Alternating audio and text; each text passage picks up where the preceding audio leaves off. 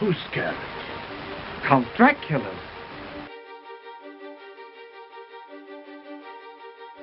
There are far worse things waiting man than death. Hello everybody, it's Katie and welcome back to my channel. Today we are doing something extremely amazing. Doing my first movie review. I actually wanted to do 365 days. I had a lot to say about it, but YouTube actually copyrighted my face. Like my actual face, not even the movie, like my actual face. So I'm going to redo that for Valentine's Day. But today, it's spooky time. It's October. I want to do every week I want to do a Universal Monster movie review. So today we have the very first, which is Dracula.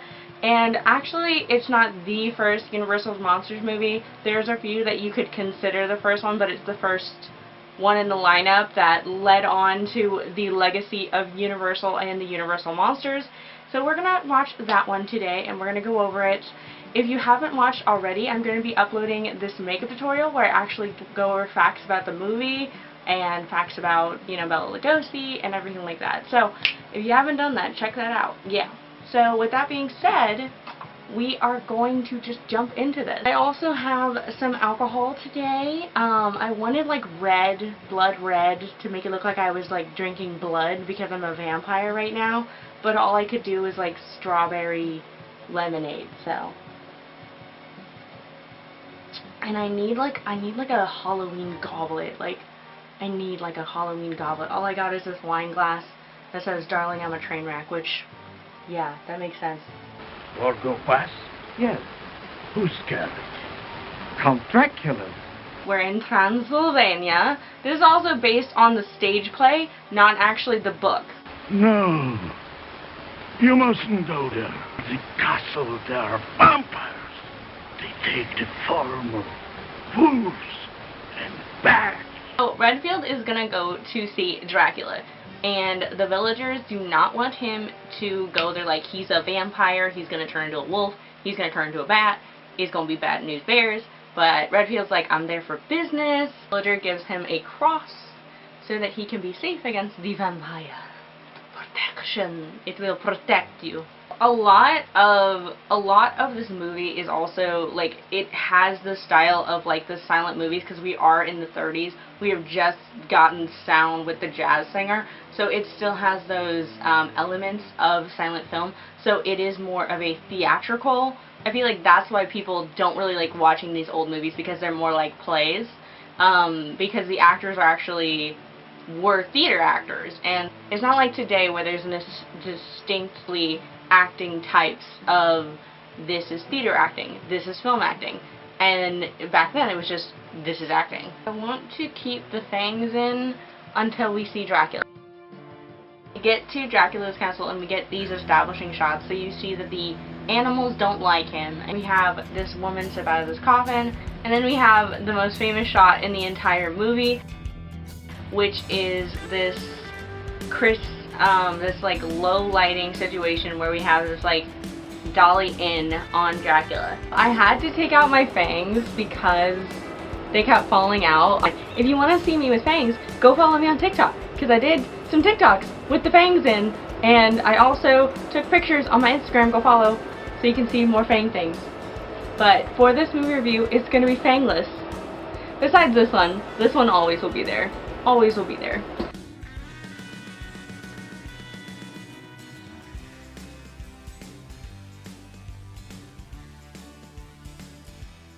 And then we see the brides emerge in these like gorgeous, like just white like nightgowns. The movement is slow and it's unhuman, like it's robotic almost, making it seem like they are other creatures, they're not human. One thing I love about Bela Lugosi is his eyes. Like, he does so much eye acting, it's insane. Now, you can definitely think it's a meme because now you just think that's really ridiculous. But back then, again, he was a theater actor, so when you're on stage and you want to emphasize something in your eyes, you make them bigger, and you try to make everything bigger because there's a bunch of people in the audience. But when you're on film, you don't need that. You can just zoom in on the eyes and do an extreme close-up on the eyes, like so. So we have this low angle up at the face where you just see the white of the eyes, make it look creepy. And this scene, I would say, like, it's obvious that this is Dracula, but to Redfield, he doesn't know this is Dracula, but he's disguised as a driver. But we know from his eyes that he is Dracula. Going from Van Helsing, I don't know if that's the best version of him, but it's the most memorable in my head. Probably because Hugh Jackman is everything to me. Probably. And Kate Beckinsale. Love them. There's a lot of carriageness in the first few minutes. So we have Redfield, he's chilling in his, okay, I shouldn't do that, it looks inappropriate. So he's chilling, and then we have, he goes, sees outside the window, and there's a bat. There's a bat. Ooh, there's a bat driving a carriage. Weird imagery in the 1930s. See, this is why you need to watch things that are black and white. Okay? Okay? Promise me? I am Dracula. So we have the iconic scene where Dracula is leading him through his house. He needs the Property Brothers to come and redecorate because it's just a mess. It's a big ass mess. And then we get to this like living room-ish area, and he's like, it's more inviting. And that annoys me more than anything with these earlier movies is that they just leave it on a shot. And normally we're used to like a bunch of cuts in between, like here's this angle, here's this angle, here's this angle, but it just leaves it on for an extended period of time, and they just like walk. They just put it in like the master shot, or they just like put it in a wide shot, and then they just let them act. That's why it's more theater-like, and that's why the acting is there's more gesture and there's more things, because they're not doing a close-up or like this. This is probably like a medium close-up or a medium shot. Like this framing, they don't do in the past, and it bothers me. They just walk, and then they move the camera like a little pan, a little tilt, little things here. Like it's not, the camera movement isn't very advanced. I mean, it's 1930s. But the imagery and the production design is stunning. This gothic castle is everything. We have another shot where it is literally just lit on his eyeballs, and this is to show Dracula's like menacingness, his hypnotism, his power. It's to show he is the baddest bitch in this movie. You notice in this movie that everything is drawn out. Everything Dracula says is drawn out. We are leaving tomorrow evening. And that's just because and that trope is still there. One of the greatest shows I found in this quarantine is What We Do in the Shadows, which is based off the mockumentary What We Do in the Shadows, and it still has that Dracula. They have a character that parodies pretty great to Dracula, and I'm in love with that show, enamored. But you can see the like something in 1930, which this is not even like the first vampire something, but something that Bela Lugosi does influences something in like 2020. Like it's that much history of vampire and the way that they speak because of these movies and because of these like history that it goes upon. It's very, very interesting. Then he goes for the blood. Oh no. And then the cross just falls down. The hands are just like Twilight. We're in this angle where it's like the Twilight apple thing, and then like the just falls there very unlikely, and then Dracula's like, no, the cross, must no. Like it's I don't know why I just went French there. Dracula's not French. He's Transylvanian. I don't know any Transylvanian, or whatever language Transylvanian people speak. But mais no. There you go. There's more languages. I don't know. But yes, the trusty and true cross stops our boy Dracula. You might be thinking now that it is overdone. It is far too overdone, the light trick with Dracula. And, you know, what they say about repetition, you know, it doesn't become famous until you do it 20 times. So, you know, I guess just go with it. Redfield is drinking. He's drinking. And he's like, Dracula, why aren't you drinking? He's like, I never drink twice. I'd like to point out that in the book, it's not Redfield. In the book, it's Jonathan. And in this movie, it's Redfield. But if you read the book, it's different. They changed the character. They do this a lot in Universal Monster movies. They change the names of things, thinking that that's gonna change anything. I believe the only reason they have Redfield is because they wanted a different character. Oh, sorry. So they wanted a different character besides their hero to have these awful things happen to him. Like, Jonathan goes through so much. He gets so scared. His hair turns, like, white. Like, he gets scared. But we have this gorgeous imagery of the brides. And this is also pretty famous imagery that you see in a lot of movies. But the brides are not like we would see. Like, in Van Helsing. I keep pulling that out. I keep pulling Van Helsing out. But the brides in that movie are so beautiful, but also so defined, and each one has a character. And these are not. They're kind of just like creepy girls who kind of look like the beauty of that time frame of the 30s, and they don't just look like, well, me today. I guess I'm one of Dracula's brides today. I tried to go for like Lucy, like that was my idea, but I don't know if that worked. So it's interesting. It's really interesting to think of like these bride characters that a lot of people appreciate, and they didn't even get personality until like way later.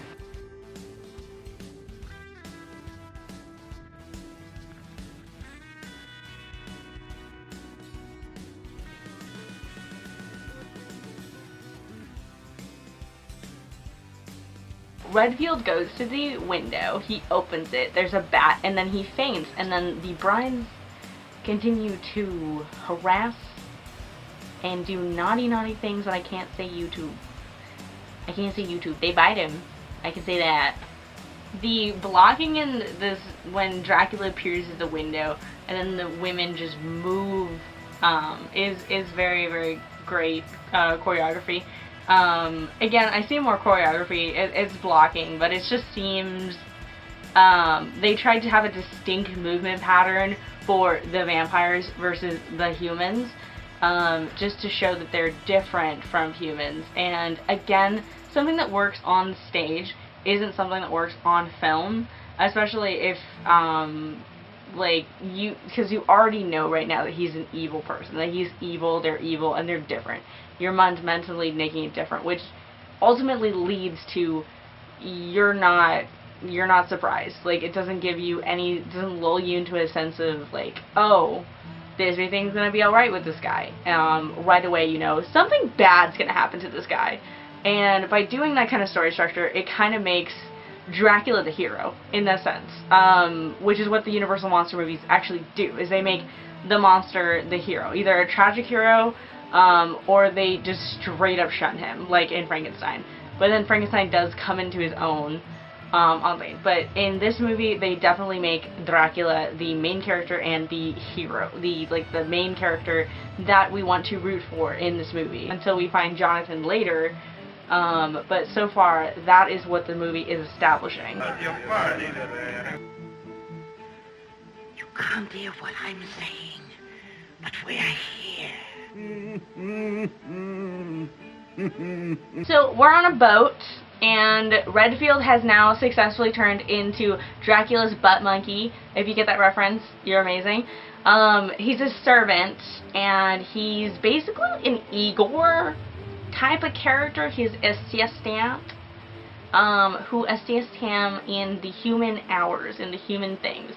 Okay, so after a wardrobe change, because I was in this for a long, long time. So I'm actually wearing this Dracula t-shirt that's from Torrid that my mom got me for my birthday. Thanks, Mom. So on the ship, Redfield talks to Dracula and is like, you promised me small lives. You promised me small. He's talking about bugs and things like that he can eat. That's just what he wants. He wants to get his protein that way. We get to London, and Redfield wants to make sure that his master is okay, but then they realize all of the crew is dead.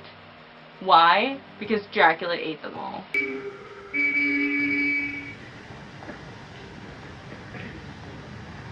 So London, England, what's up? And Dracula sees this random lady and he kills her on the street. Ooh. By just grabbing her and taking her off screen. May I present my daughter, Mina? Count Dracula. Miss Weston. How do you do? And Mr. Harker. In the theater, we are introduced to our other main characters, Mina, Harker, and Lucy. So, Lucy is enthralled with Draco, with our little Draco boy, and everyone else is just no. So you see, like,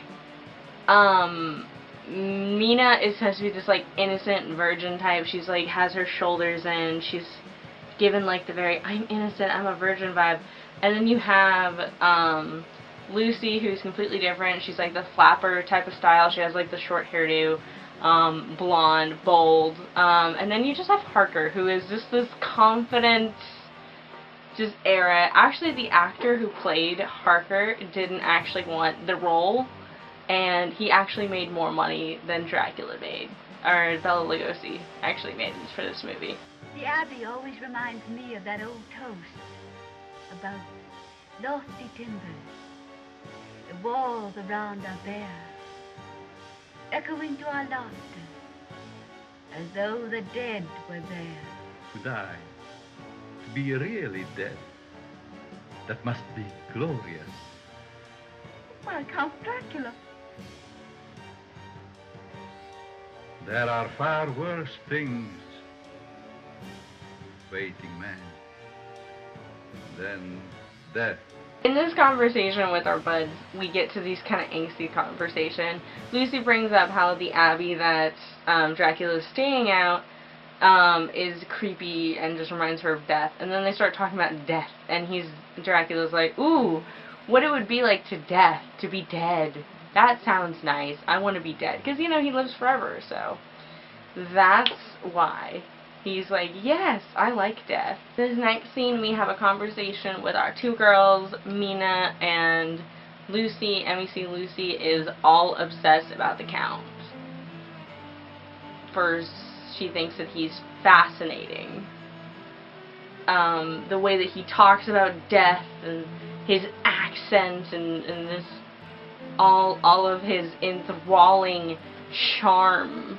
So then we have the famous scene where Lucy opens her window, Dracula comes in from a bat, and she's fallen asleep, and he comes in and he kills her. He bites her and he kills her. It's all off screen, there's no on-screen violence. This was the 30s. We had the Hays Code to worry about. We did not have any of that in old Hollywood. No, no, no. It goes from Dracula like sucking Lucy's blood to transition to them examining her body in this great shot where it's up in the air. I think it's a jib, and you get to look down and then you get to like closer in, like look, kind of like you're like a Dracula bat, which is kind of cool. I like it. I like the point of view shot. So we transition to a sanitarium where we see Redfield is trying to eat his creepy crawlies in his room, and the doctors are doing everything in their power to help. I think that this sanitarium that's in this movie is in a lot of other movies. It's very American Horror Story to me, which is, I think they were inspired by. But again, you have to put your mind in the concept of the 30s, the fears of the 1930s. So you have a woman like being murdered, but also like there's that man in the room, so it could be like sexual. You have a sanitarium, which is something that makes people uncomfortable, so it definitely would set people on edge back then. But now we are just so desensitized to imagery of sanitariums and deaths and hospitals and men in rooms. It's kind of normalized. I mean, look at Twilight. Edward's just there. It's not scary. It's kind of sexy now. So it's definitely changed. You can definitely see from the 30s it's scary, but now it's just kind of, it's appealing almost. We have Van Helsing enter the film. I really hate how he does, because it just kind of slows down. Even though we get vital information, kind of boring and it just kind of drags. But we do reveal the new information that Wolfbane can repel a vampire. Dracula is obsessed with Mina. I hate how it's never established why. It bothers me. It really does. But he visits her. Dracula visits Mina at night, and he bites her. The next day, Mina's talking to her fiance, Harker, and she's giving this great monologue about what happened. It's a great way to tell what happened without actually showing it. Because of the code and things like that, you can't actually like show her being bitten and stuff like that. But the thing that really bothers me is that Harker's just like, it's okay dear, it's just a dream, think happy thoughts. Like, that's gonna help me. I feel sick, I literally feel sick, and you are just telling me to get over this? Like, come on, Harker. Be my rock, don't be an asshole. Van Helsing examines Mina's neck, and she says no, but he does it anyway, and he says that sees that there's 2 holes in her neck, just like vampire fangs. What could have caused them, Professor? Count Dracula. I love how they're conversating, like, oh my god, what could happen, what could happen, what could happen? It's like, who could have done this? And then the maid comes in like, Count Dracula. It's like, yeah. I hope you haven't taken my stories too seriously. In my humble effort to amuse your fiancée, Mr. Harker, I was telling her some rather grim tales of my far-off country. Dracula comes in and he like goes to Mina and he's like, ooh, you look hot today. And she's just like, I can't get this nightmare out of my thing. And then Dracula gaslights her and is like, hey, you're not having a bunch of nightmares because I told you a bunch of scary stuff about my country, are you? And so it basically like makes everybody in the room think, oh, she's having these nightmares because he's telling her these things, these like scary things. And then they notice that Dracula has no reflection in the mirror. Oh no, he's a vampire. Who would have guessed? Costuming note is that Mina in this scene is wearing a white dress similar to the bride's.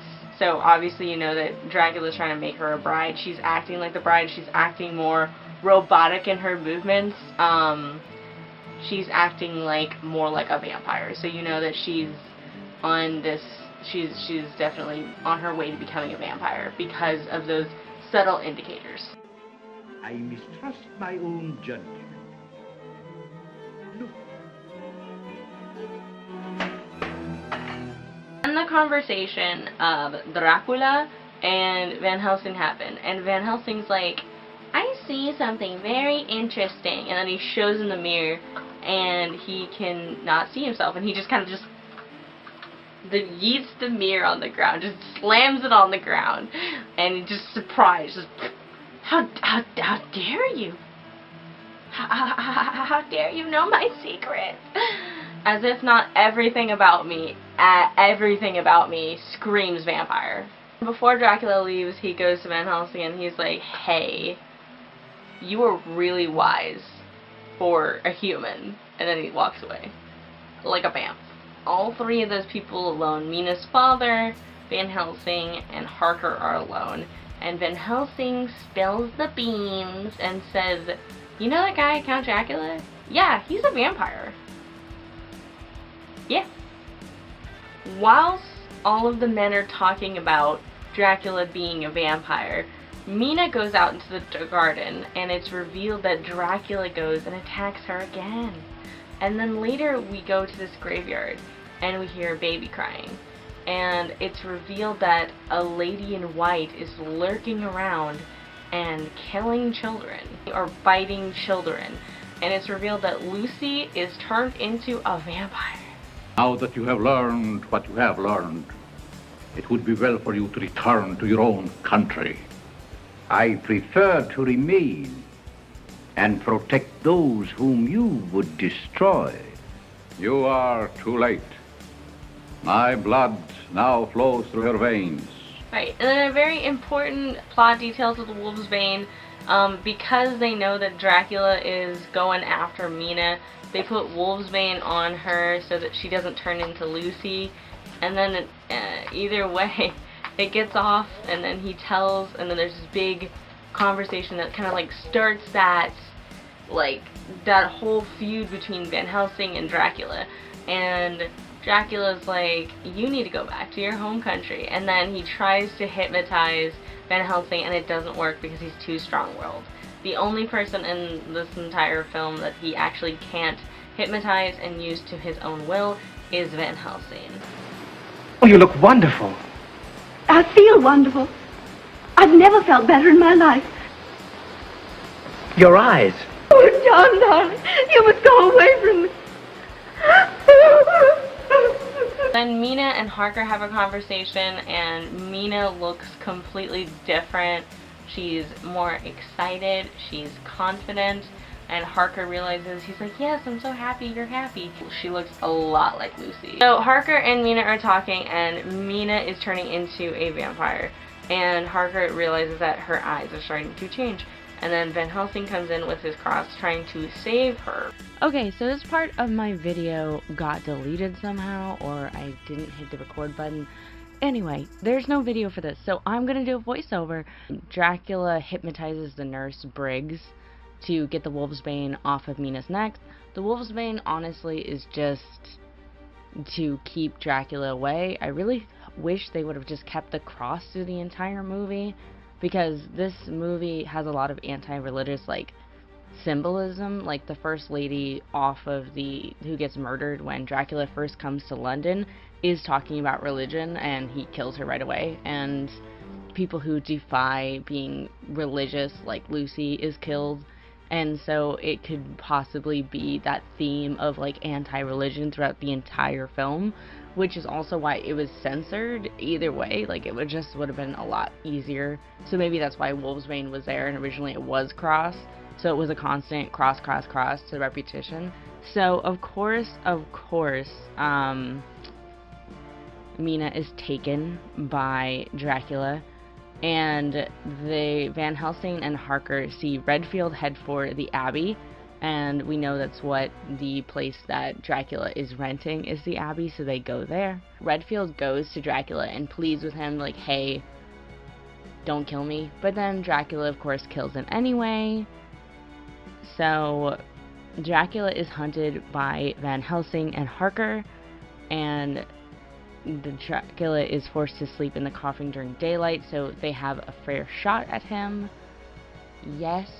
I will also say that in film history, in pre-code and because of the Hays Code, normally people who are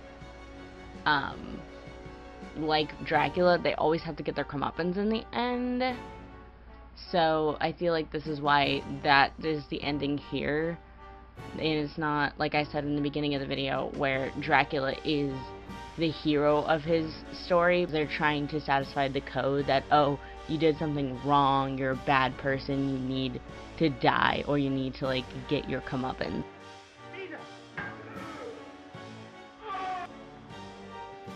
The daylight stopped him. Van Helsing finds Dracula, and then he kills Drax, and then he's looking for Dracula. He finds Van Helsing, finds Dracula. He then gets a stake and then he drives the stake into his heart and kills Dracula. And then after Dracula is murdered, Mina goes back to normal. And then that's the end of the movie. Harker and Mina go off into the sunset, and that's the end of the movie. I think Dracula's my favorite it's not my favorite Universal monster movie. It's kind of dull, and it's not its fault. Actually, it's actually the fault of the studio, so I don't really blame it that much. But regardless, it's pretty meh. Reaction, I don't think Mina, I think the monologues are great. I like the monologues, and I do like the lighting on Dracula. That's pretty much my only favorite parts of the movie. Everything else needs work. The plot line is just all over the place. You don't even get to know that Mina was the reincarnation of his, like, true love. You don't even get this in that movie.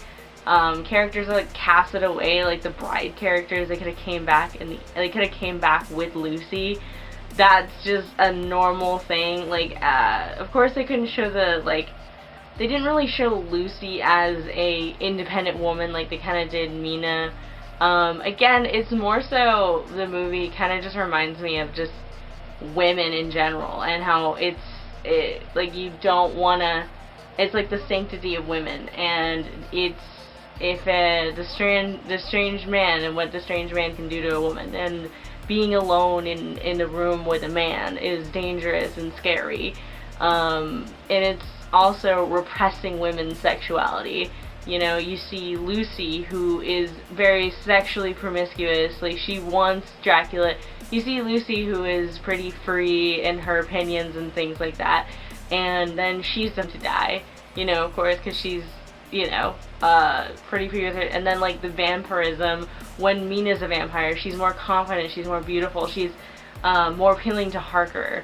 She's less of, like, that virgin character that we saw in the theater. She's evolving into a sexually like a more confident woman. But apparently this is a vampire. She's turning into a vampire. She's not just becoming a different person. She's actually becoming a monster. A woman should be that virgin character. Like, that should be that virgin pure character. When really a woman can be whoever the heck she wants to be. And then you have Dracula, who is this just, he's a weird one. He's a weird one. And then you have, like, Van Helsing, you know, scientists besting him and things like that. You have, like, the Wolf's Bane, which is just like a throwaway thing.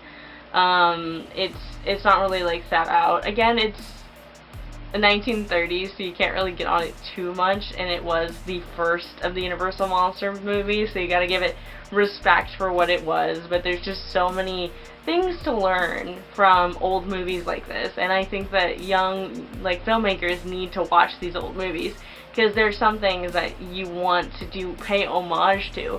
Like, if you're doing a vampire movie, you want to pay homage to this movie in some way. Either that be the grand production design, the gorgeousness of the Abbey, or the Transylvania thing, or perhaps the monologue types, or the lighting, any, you know, something, or like a line or two if you're a scriptwriter, to pay homage to it, because it does need to be respected. And also, the more, like, references you have to this movie in the book, the better your script will be, and the more callbacks you have. Of course, don't do a carbon copy of it, but it's important to learn techniques to put into your films today. And definitely I definitely want to play around with lighting now. I think that lighting is a really, really cool thing.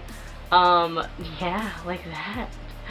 Actually, I hate it. I hate it. But regardless of that, that is my review. It is probably the less energy review that I will do. The next review I will be doing is Frankenstein, and I am very, very excited to do Frankenstein. I am very, very excited. That one will be a lot more interesting. Hopefully I can make this interesting with editing. But yeah, Dracula is probably the most just blood, which is weird because I love vampires. Like, I love vampires. Vampires are like my favorite creature ever. It's just that this movie is just so dry. And then the other Dracula with Winona Ryder and Gary Oldman, that movie slaps so hard. It has visually stunning, and the story is interesting through and through.